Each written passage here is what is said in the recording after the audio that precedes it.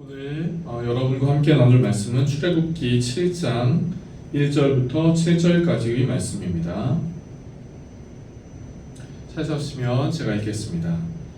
여호와께서 모세에게 이르시되 볼지어다 내가 너를 바로에게 신같이 되게 하였은즉 네 형 아론은 네 대언자가 되리니 내가 네게 명령한 바를 너는 네 형 아론에게 말하고 그는 바로에게 말하여 그에게 이스라엘 자손을 그 땅에서 내보내게 할지니라.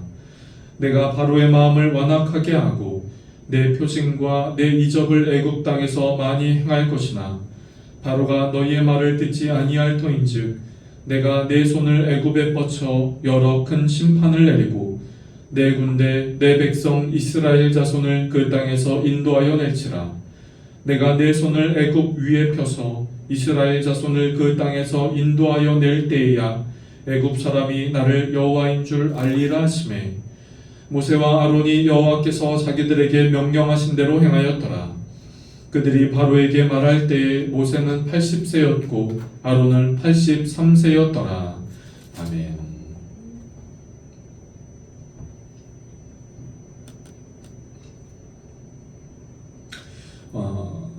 여러분에게 먼저 퀴즈를 하나 내볼까요? 역사라고 하는 우리의 단어가 있죠. 역사. 한국 역사, 세계 역사 할 때의 그 역사. 여러분 그 역사의 영어 단어가 뭐인지 아십니까? 그렇죠. 그것은 히스토리입니다. 그런데 이 히스토리, 이것이 역사라고 하는 그 의미를 갖고 있지만 이 히스토리를 우리는 나누어서 말할 수 있습니다. 그것은 his story, 그의 이야기라는 것이죠. 역사는 즉 그의 이야기라는 것입니다. 그렇다면 여기서 그란 누구입니까? 여기서 그란 하나님입니다. 이것을 조금 더 넓게 풀어서 말씀을 드린다면, 해석을 한다면 역사는 하나님의 이야기라는 것이고 그것은 즉 역사의 주관자는 하나님이다 하는 것을 우리에게 말하는 것이죠. 사랑하는 성도 여러분, 저와 여러분이 이 고백이 있었으면 좋겠습니다. 하나님이 역사를 주장하신다는 그 고백이요. 그것을 우리의 삶 가운데 적용한다면 하나님이 내 삶을 주관하시고 하나님이 내 삶을 다스리시며 하나님이 내 삶을 인도해 가신다는 고백입니다. 사랑하는 성도 여러분, 우리의 삶 가운데 하나님이 이렇게 내 삶의 주관자 되심을 고백할 수 있는 그 믿음의 고백이 저와 여러분 가운데 있게 되어지기를 원합니다. 오늘 말씀은 바로 이 역사의 주관자가 하나님이심을 보여주고 말씀해주고 있죠. 포괄적으로 말하면 역사의 주관자는 하나님이다 라고 말을 할 수 있겠지만 오늘 본문으로 적용한다면 모세와 이스라엘 백성과 이집트와 바로의 그 모든 시간과 상황과 역사를 주장하시는 분이 하나님이다 하는 것이죠. 우리는 출애굽기를 연속적으로 살펴보면서 오늘 출애굽기 7장의 전후 과정을 좀 살펴봐야 하겠는데요. 출애굽기 7장은 우리가 하나님이 모세를 통하여 이스라엘 백성들을 출애굽시키겠다라고 말씀하셨지요. 그리고 그것을 이스라엘 백성들에게도 전했습니다. 이스라엘 백성들은 이와 같은 이야기를 듣고 하나님이 우리의 상황들을 보셨구나, 하나님이 우리의 상황들을 인도하시는구나 하면서 모세의 이야기를 들은 이스라엘 백성들은 하나님께 경배하였다 하는 것도 살펴보았습니다. 그러나 그런 모세의 이야기를 들은 바로는 모세와 이스라엘 백성들의 출애굽을 허락하지 않고 오히려 반대하였고 또 이와 같은 상황 속에서 바로는 이스라엘 백성들이 해야 하는 그 노역을 더욱더 중하게 더 고된 노동을 하게끔 하였지요. 그리고 이와 같은 상황으로 인하여 마음이 상한 이스라엘 백성들은 모세를 통하여 하나님의 새로운 그 이름, 계시되는 이름 여호와라는 이름을 받아들이지 못했던 이스라엘 백성들의 모습도 살펴보았습니다. 지난 시간까지 우리는 이와 같은 상황들을 살펴보았지요. 간단하게 정리한다면 지금 이스라엘 백성들 그리고 모세는 바로의 장애 앞에, 바로의 반대 앞에 놓인 것이죠. 출애굽할 상황에서 이집트와 바로의 반대에 놓인 상황인 것입니다. 그런데 여러분, 오늘 하나님은 모세에게 다시금 너희가 출애굽할 것이다 이렇게 말씀하고 있습니다. 3절과 4절 말씀인데요. 3절과 4절 말씀을 제가 다시 한번 읽어보겠습니다. 내가 바로의 마음을 완악하게 하고 내 표징과 내 이적을 애굽 땅에서 많이 행할 것이나 바로가 너희의 말을 듣지 아니할 터인즉 내가 내 손을 애굽에 뻗쳐 여러 큰 심판을 내리고 내 군대 내 백성 이스라엘 자손을 그 땅에서 인도하여 낼지라. 아멘. 여러분, 지금 하나님은 모세에게 말씀하고 계십니다. 바로의 마음이 완악하게 됐고 또 내 여러 표징과 내 이적을 많이 행할 것이다. 그리고 바로의 반대가 있으다. 바로가 너희의 말을 듣지 아니할 터이지만 나는 내가 너희를 가나안 땅으로 인도하여 드릴 것이다. 약속의 땅으로 인도하여 낼지라 라고 하나님은 이스라엘 백성들에게 말씀하고 있는 것이죠. 방해가 있을 수 있다. 방해가 있다. 그러나 인도할 것이다. 여러분, 그리고 우리는 중간을 잠깐 뛰어넘어서 이후 상황들 속에서의 그 결과는 하나님이 이스라엘 백성들을 출애굽시켰지요. 여러분, 지금은 분명 바로의 반대가 있습니다. 바로의 저항이 있습니다. 그런데 결론적으로 하나님이 이스라엘 백성들을 출애굽시키십니다. 우리는 여기서 무엇을 볼 수 있습니까? 역사의 주관자가 하나님이심을 볼 수 있죠. 지금 눈앞에 장애가 있고 반대가 있고 막힌 상황 가운데 있는 것처럼 보이지만, 그런 상황이 있지만 그 상황을 뛰어넘어 하나님은 분명히 일하시고 역사하신다 하는 것입니다. 역사의 주관자가 하나님은 역사의 주관자라고 하는 것이죠. 그런데 여러분, 여기서 우리는 한 가지 깨닫고 알 수 있는 것이 있습니다. 그것은 역사의 주관자가 하나님이시다라고 하는 그 고백은, 다른 말로 하면 인간은 역사의 주관자가 아니다라고 하는 것이죠. 여러분, 하나님이 역사의 주관자, 이 역사를 이끌어 가시는 분, 이 모든 상황들을 이끌어 가시는 분이란 고백이 있다면, 그것은 다른 말로 한다면 인간은 역사의 주관자가 아님을 고백한다는 것이죠. 조금 더 분명하게 이야기를 한다면 인간은 역사의 주관자가 아니라 인간은 역사에 이끌려가는 존재라고 하는 것이죠. 여러분, 이것을 고백하십니까? 역사 위에 역사를 이끌어가고 문화를 이끌어가고 시대를 이끌어가는 것이 사람이 아니라 하나님이 그 모든 것을 이끌어가신다라고 하는 그 고백이에요. 그런데 있다 보면 인간이 역사의 주관자다, 인간이 역사를 이끌어간다, 선도해 간다 하는 착각 속에 빠지기 얼마나 쉬운지 모르겠습니다. 그것을 누가 보여줍니까? 바로가 보여줍니다. 오늘 본문의 바로는 이집트의 지도자입니다. 당시 이집트는, 애굽이라고 하는 그 나라의 이집트는 그 당시 상황 속에서 이집트는 그 주변 나라들 중에 최고의 강대국이었습니다. 왜냐하면 무엇보다 군사력이 출중하였고 또 강이 있다 보니까 또 먹을 수 있는 것이 항상 있었기에 자연적으로 이집트는 부강한 나라가 될 수밖에 없었던 것이죠. 그리고 권력이 있는 나라, 그리고 그 당시에 아주 국력이 강한 나라였습니다. 그리고 그렇게 이집트의 지도자가 바로였던 것이죠.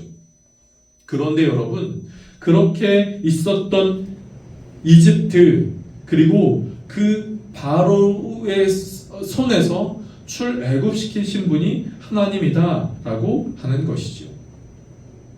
바로가 얼마나 자신이 이 모든 것의 주관자라고 생각했는지를 성경은 곳곳에서 보여주고 있거든요. 조금 지나간다면 우리가 잘 아는 하나님이 이 바로와 이집트에 내린 10가지의 재앙이 있습니다.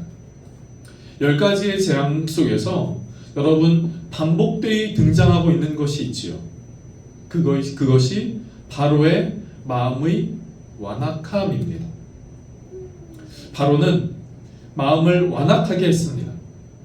그래서 이스라엘 백성들을 출애굽시키지 않지요. 10가지의 재앙 중에 1가지, 2가지, 3가지 그렇게 흘렀음에도 출애굽시키지 않습니다. 5가지, 6가지, 7가지의 재앙이 내렸을 때에도 바로는 출애굽시키지 않습니다. 그리고 10가지의 재앙이 되어서야 그때에도 바로는 출애굽시키지 않다가 하나님의 10가지 재앙이 내리자 그때에서야 바로는 이스라엘 백성들을 출애굽시키지요. 보내는 것을 허락합니다. 그런데 그렇게 하나님께서 바로에게 내리신 그 10가지의 각각의 재앙 속에서 바로가 왜 이스라엘 백성들을 출애굽시키지 않았는가를 보니 바로의 마음이 완악하였다라고 말하고 있지요. 잠깐 말씀을 살펴볼까요? 출애굽기 7장 14절부터는 10가지의 재앙의 첫 번째 재앙부터 시작합니다. 그런데 첫 번째 재앙이 있을 때 바로의 마음을 가리켜 출애굽기 7장 22절은 중반절 이후부터 이렇게 말하고 있습니다. 바로의 마음이 완악하여 그들의 말을 듣지 아니하니. 첫 번째 재앙이 있을 때 바로의 마음은 완악했습니다. 그리고 출애굽기 8장 15절은 두 번째 재앙 이후 바로의 마음의 상태를 보여주는데 또 이렇게 말하고 있지요. 중반절 이후에 보니 그의 마음을 완강하게 하여 그들의 말을 듣지 아니하였으니.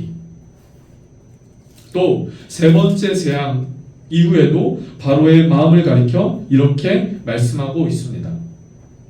8장 19절의 말씀인데요. 이렇게 말하고 있지요. 중반절 이후에 바로의 마음이 완악하게 돼요.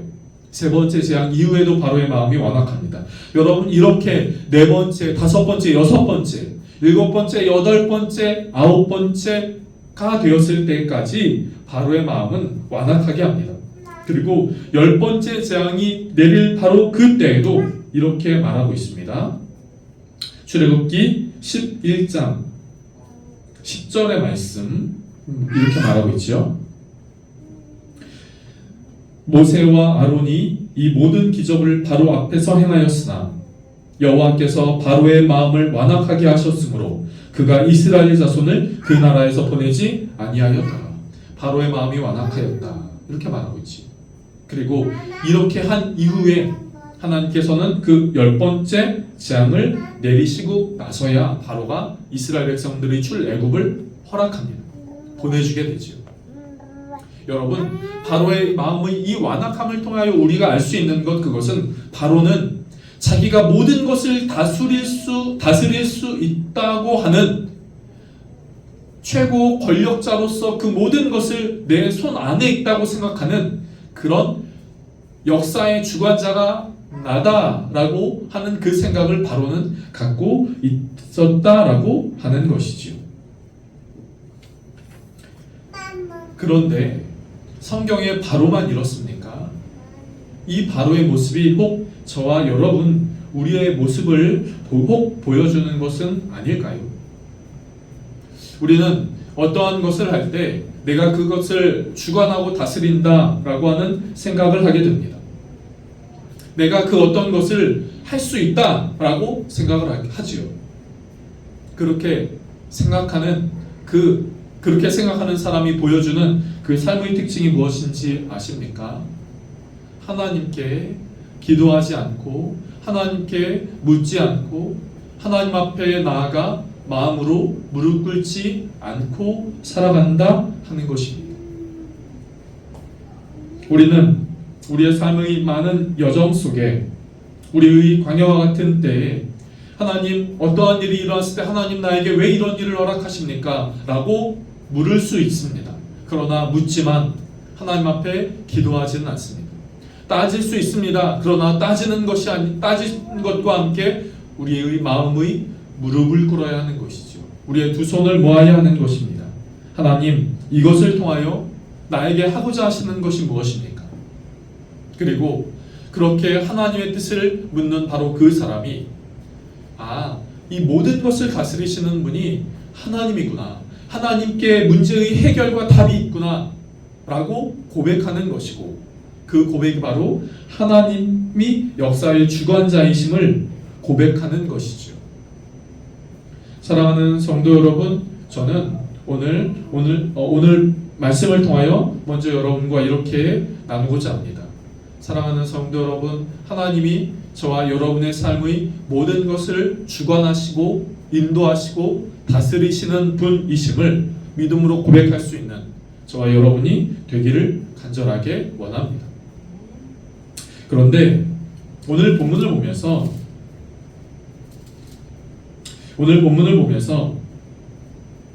우리에게 두 번째 말씀하고 있는 것이 있습니다.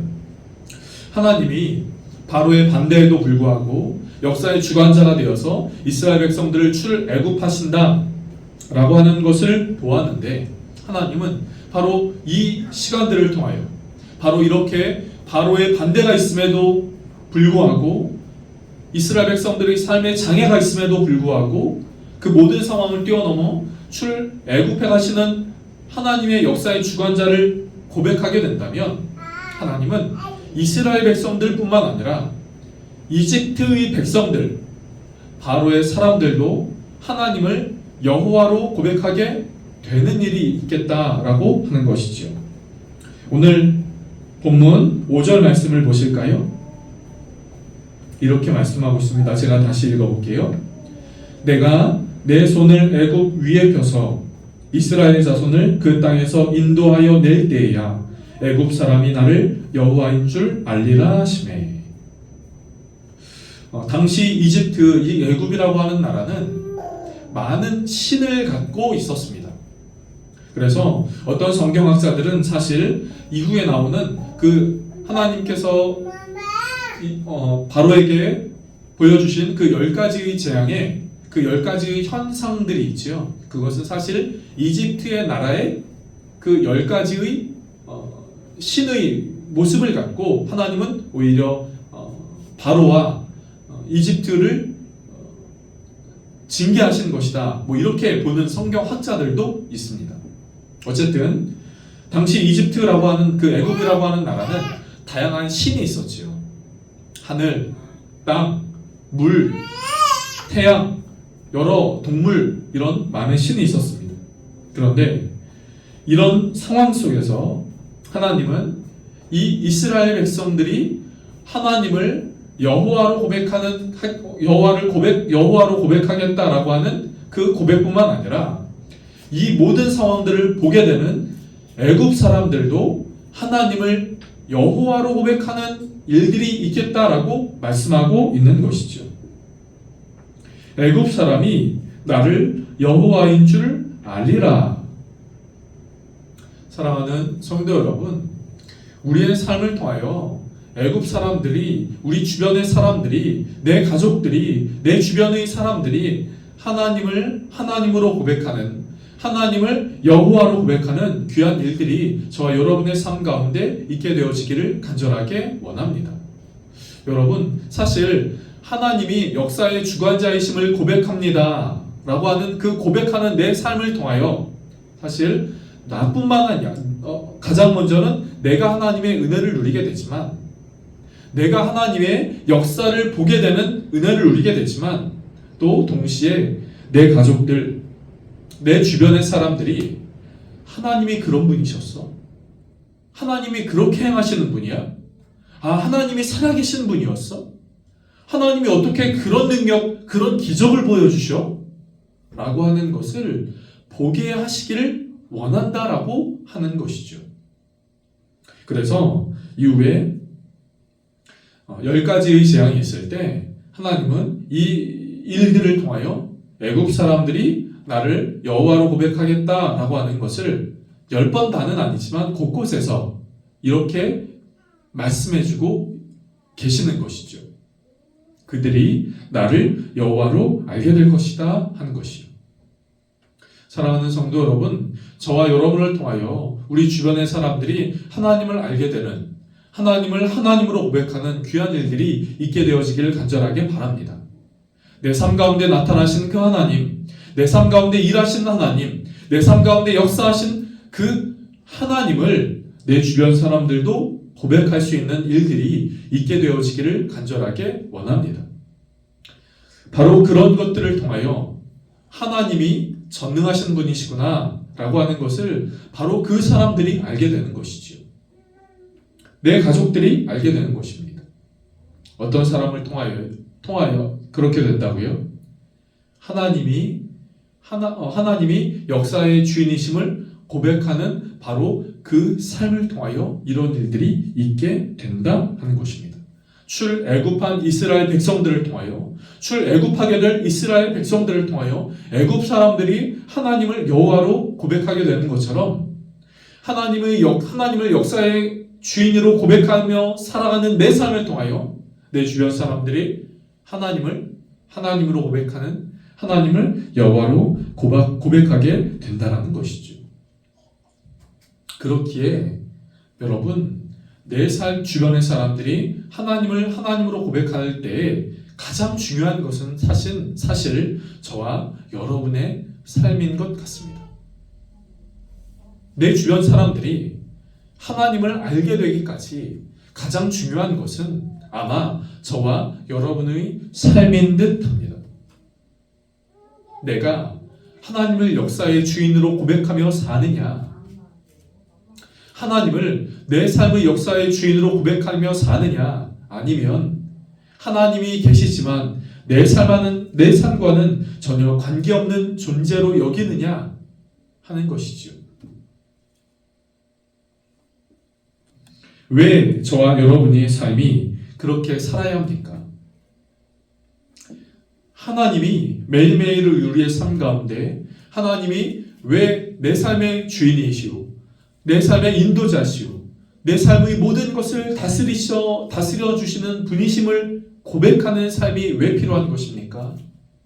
사실 그것은 나를 위한 것이기도 하지만 내 주변에 하나님을 알지 못하고 믿지 않고 과거에 하나님을 믿고 하나님을 믿지만 뜨뜻미지근하게 믿고 하나님을 믿는다 말하지만 실상은 하나님을 믿는 사람처럼 살아가지 않는 그 사람들에게 하나님을 믿는 삶이란 바로 이러한 것이구나, 그리고 하나님은 이러한 분이시구나 하는 것을 나타내 보여주시기 위함이 아닐까요? 사랑하는 성도 여러분, 오늘 말씀을 정리하겠습니다. 하나님은 내 삶을 주관하시는 분이십니다. 내 삶을 주관하시는 분이십니다. 내 삶을 주관하는 것은 내가 아니라, 내 뜻이 아니라, 내 계획이 아니라 하나님이십니다. 그렇기에 그 하나님을 고백하며 사는 삶이 될 수 있기를 간절하게 바랍니다. 내 삶 가운데 하나님이 역사하시고 내 삶 가운데 하나님이 일하시는 것을 고백할 수 있는 삶이 되시기를 바랍니다. 그리고 그렇게 고백하는 삶 안에 내 주변 사람들이 하나님을 하나님으로 고백하는, 하나님을 여호와라 고백하는 귀한 일들이 저와 여러분의 삶 가운데 있게 되어지기를 간절하게 원합니다. 네, 그렇게 되면 참 좋겠습니다. 네, 그렇게 되기를 축복합니다. 기도하겠습니다.